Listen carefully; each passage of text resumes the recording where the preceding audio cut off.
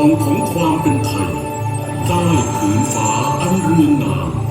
ที่แห่งนี้คือดินแดนอันอิ่มอุดมด้วยความสุขจากพระมหาบารมีแห่งบูรพามหากษัตริยาธิราชเจ้า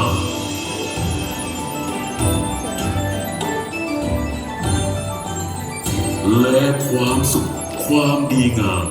จึงได้รับการสืบสานต่อยอดจากรุ่นสู่รุ่นจากแผ่นดินสู่แผ่นดินเนื่องด้วยทุกดวงใจจดจ่อ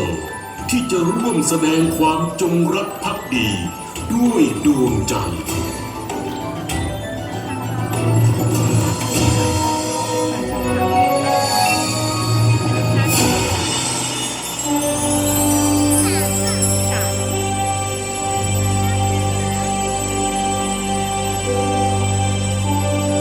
สายแสงแห่งพระมหากรุณาธิคุณทอฟ้า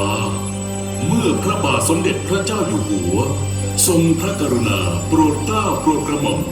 ให้ตั้งการพระราชพิธีบรมราชาภิเษกเพื่อความเป็นสวัสดิมงคลแก่บ้านเมืองและเสียงแห่งการประกาศนี้คือมิ่งมงคลที่นำความปิติยินดี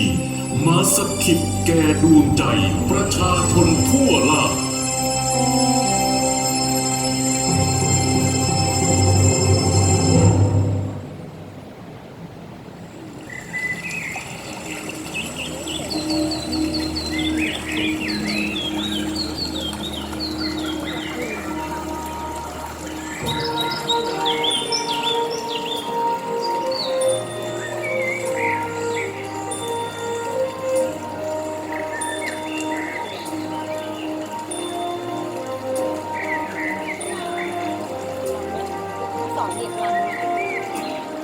เอาล่ะเด็กๆสวยงามมากเลยค่ะ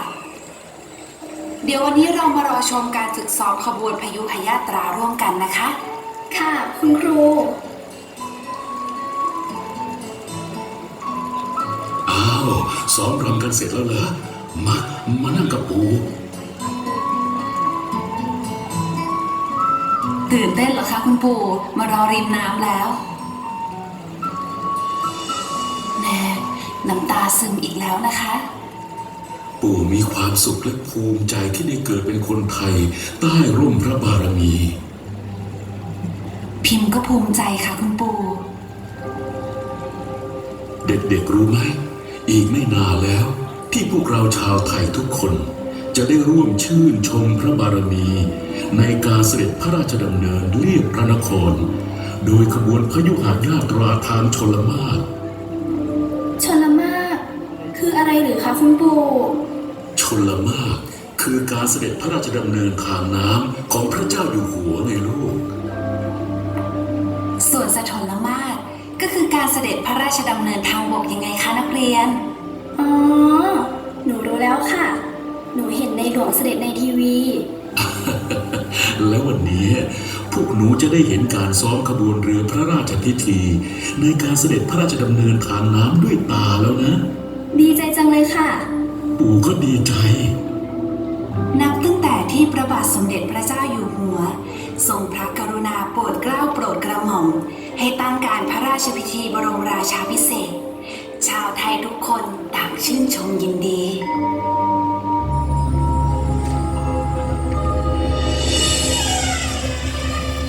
เนื่องด้วยพระราชพิธีบรมราชาภิเษกคือพระราชพิธีอันยิ่งใหญ่ของแผ่นดิน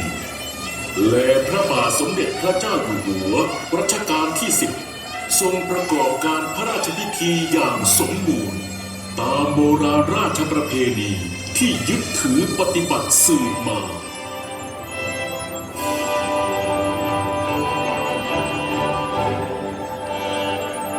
ขั้นตอนแรกของการพระราชพิธีบรมราชาภิเษกคือพิธีทลีกรรมตักน้ำศักดิ์สิทธิ์ที่ใช้เป็นน้ำสมมุรธาภิเษกและน้ำอภิเษกจากทั่วประเทศคือความปลื้มปิติอย่างหาที่สุดมิได้ของคนไทยทั่วทั้งแผ่นดินคือการรวมหัวใจของทุกดวงใจสู่พิธีอันยิ่งใหญ่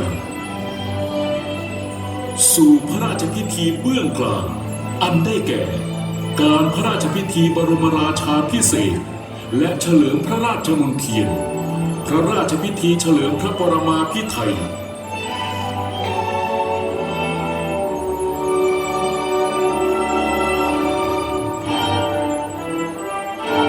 การเสด็จพระราชดำเนินเลียบพระนครโดยขบวนพยุหญาตราทางสถลมาศ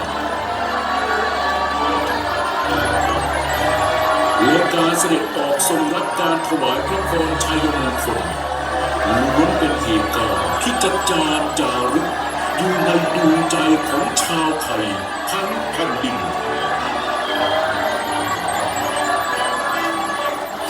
ในการเสด็จเลียบพระนครทั้งทางสถลมาศและทางชลมาศที่มิเพียงแต่แสดงถึงพระบารมีและแสนยานุภาพของกองทัพแต่ยังแสดงถึงน้ำพระทัยเมตตาที่ได้พระราชทานโอกาสให้แก่ประสบนิกรของพระองค์ที่ไม่มีโอกาสเข้าร่วมพระราชพิธีในพระบรมมหาราชวังได้เข้าเฝ้าชื่นชมพระบารมีและแสดงความจงรักภักดี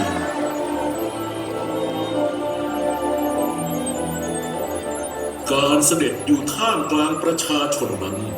ยังแสดงถึงความไว้วางพระราชหฤทัยซึ่งถือเป็นพระมหากรุณาธิคุณอันมีค่ายิ่งถือเป็นพระราชพิธีครั้งประวัติศาสตร์และต้องจารึกไว้ในหัวใจของคนไทยทุกคนที่มีโอกาสได้เห็นพิธีการอันสมพระเกียรติและเป็นมหามงคลยิ่งของแผ่นดินไทยเสื้อสีเหลืองอันเป็นสีประจำพระชนมวานถูกนำออกมาสวมใส่เพื่อรอรับเสด็จเพราะโอกาสนั้นถือเป็นโอกาสอันเป็นมหามิ่งมงคลยิ่งแล้วของชีวิตประสบนิกรชาวไทย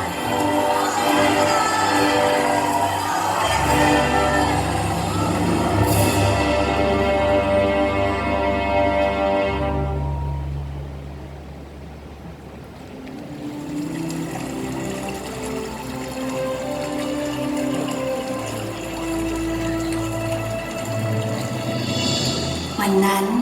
ประสบนิกรต่างหลั่งไหลมาเฝ้ารับเสด็จตลอดเส้นทางไม่ว่าท่ามกลางแสงแดดจะรัดจ้าเพียงใดแต่ทุกคนทุกดวงใจก็ยินดีนะที่จะได้ชื่นชมพระบารมีไม่รู้ด้วยพลังอะไรนะหลานเอ้ยปู่ไม่เหนื่อยเลยวันนั้นพวกเราก็ไม่เหนื่อยเลยคุณป้ามาแล้วเหรอคะมากันไกลๆหน่อยไหมวันนี้มาดูซ้อมก่อนวันเสด็จป้าก็จะมาถึงมาจากเชียงใหม่ก็ไม่เหนื่อย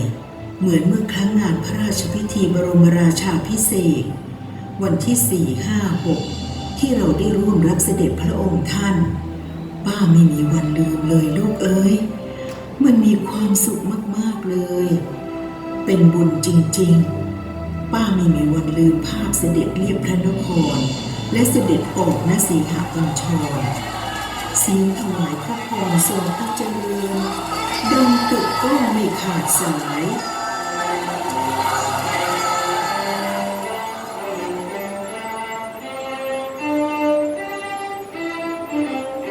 ภาพการเสด็จพระราชดำเนินเลียบพระนครโดยกระบวนพยุหญาตราสถลมาศตราตรึง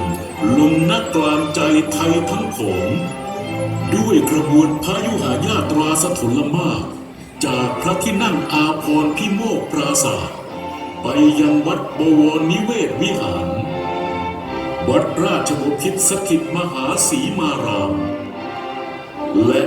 วัดพระเชตุพนวิมลมังคลารามในการนี้สมเด็จพระนางเจ้าสุธิดาพัชรสุธาพิมลลักษณ์พระบรมราชินีและสมเด็จพระเจ้าลูกเธอเจ้าฟ้าพัชรกิติยาภานเรศธิราเทพยวดีกรมหลวงราชสารินีสิริพัฒน์มหาวัชรราชธิดาโดยเสด็จในกระบวนยังความปลื้มปิติล้นทุกใจไทยภาพและเสียงแห่งประวัติศาสตร์ ณวันมหามงคลยังคงตราตรึงจำหลักจารึกอยู่กลางใจไทยทั้งชาติ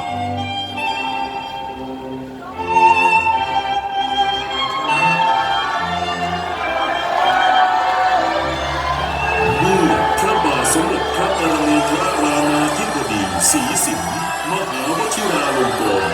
พระวชิรเกล้าเจ้าอยู่หัวรัชกาลที่10ทรงขึ้นครองราชสมบัติเป็นพระมหากษัตริย์ไทยโดยสมบูรณ์และทรงมีพระปฐมบรมราชโองการพระราชทานอารักขาแก่ประชาชนชาวไทยเราจะสืบสานรักษาและต่อยอดและครองแผ่นดินโดยธรรมเพื่อประโยชน์สุขแห่งอาณาราษฎรตลอดไปพระราชปณิธานยิ่งใหญ่นักประจักษ์ฟ้านับจากวาระนั้นพระราชกรณียกิจที่พระองค์ทรงเพียรปฏิบัติได้สานต่อประโยชน์สุขสู่ปวงชนชาวไทยนั่นคือสายแสงแห่งความเมตตาที่ทอฉายมาหล่อเลี้ยงโลกล่าให้สุขเย็น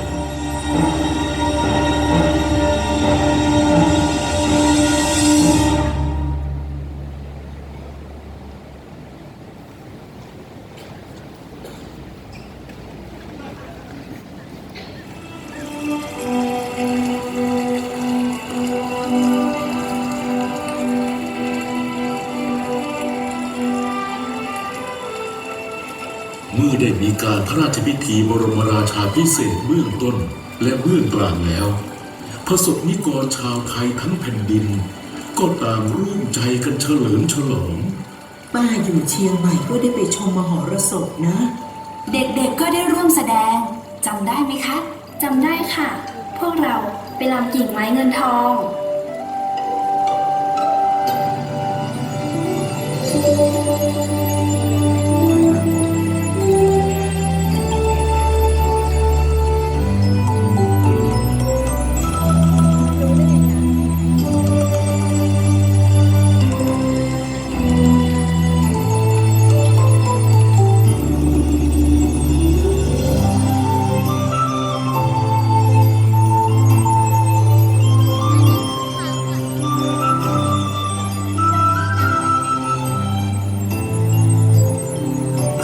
ความปิติสุขก็เกิดขึ้นทั่วแผ่นดินรัฐบาลได้มอบหมายให้คณะอนุกรรมการจัดมหรสพสมโภชเนื่องในโอกาสมหามงคลพระราชพิธีบรมราชาภิเษกหน่วยงานต่างๆทั้งภาครัฐและภาคเอกชนทั่วประเทศต่างแสดงออกถึงความจงรักภักดีความสุขที่มีในใจโดยการจัดการมหรสพเฉลิมฉลองอย่างยิ่งใหญ่งดงาม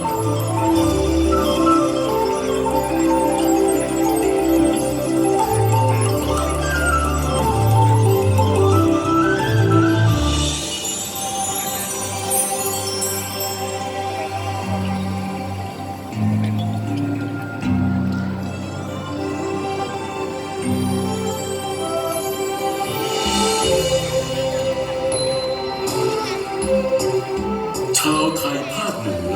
ต่างปลื้มเปรมปรีแซ่ซ้องยินดีด้วยดวงใจแห่งความจงรักภักดีมั่น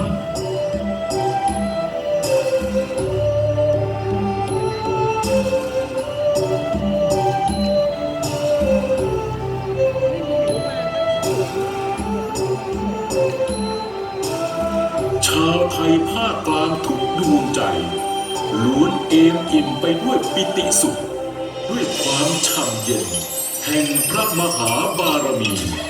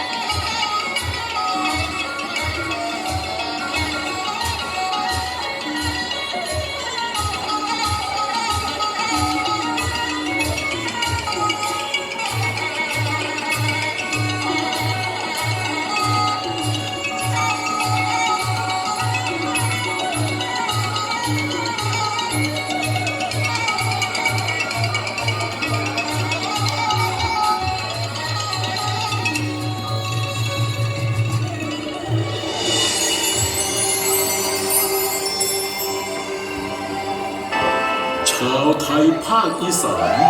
ทุกผู้ทุกคนต่างยินดีในโอกาสอันเป็นมหามิ่งมงคลยิ่งแล้วของชีวิต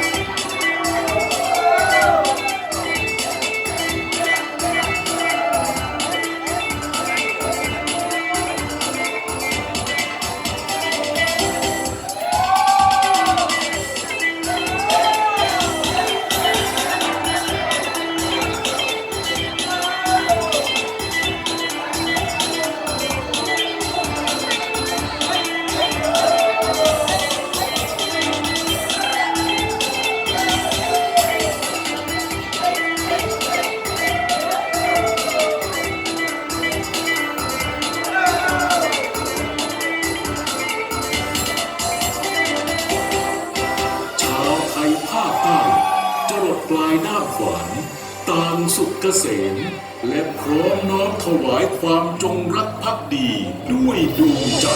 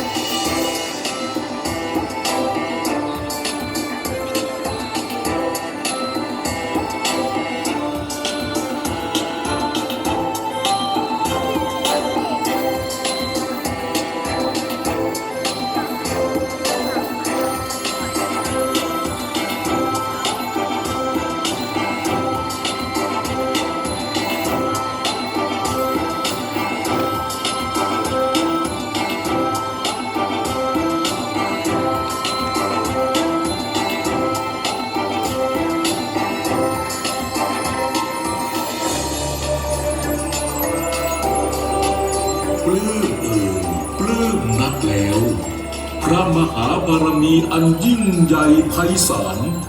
ของเราชาวไทยทั้งแผ่นดินทั่วแคว้นทุกเขตข่าวตามจงรักประจักษ์ใจและแท้สองเทิดทูนพระองค์ไว้เหนือเกล้าไปตราบนานเท่านาน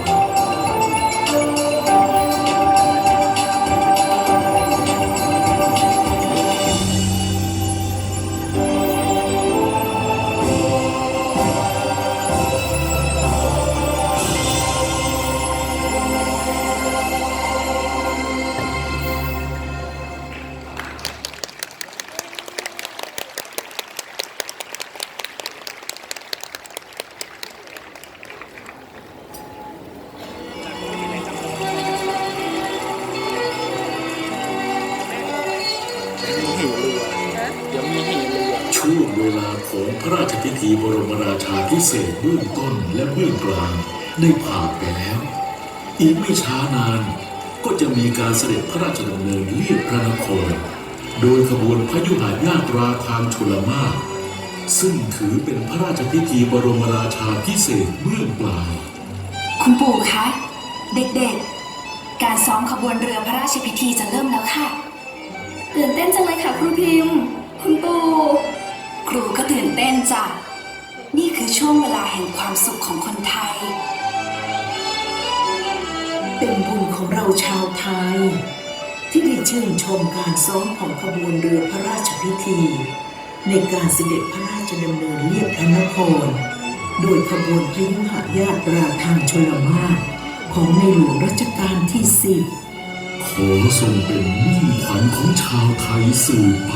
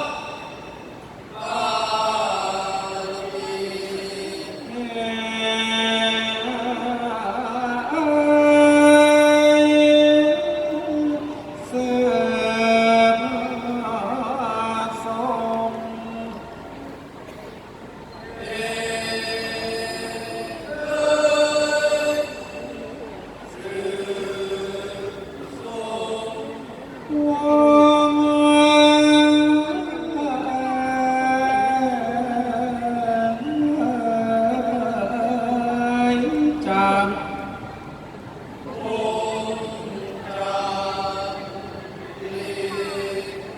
ดังรุ่งอารุณแรงแสงสุขเติมสืบนุสน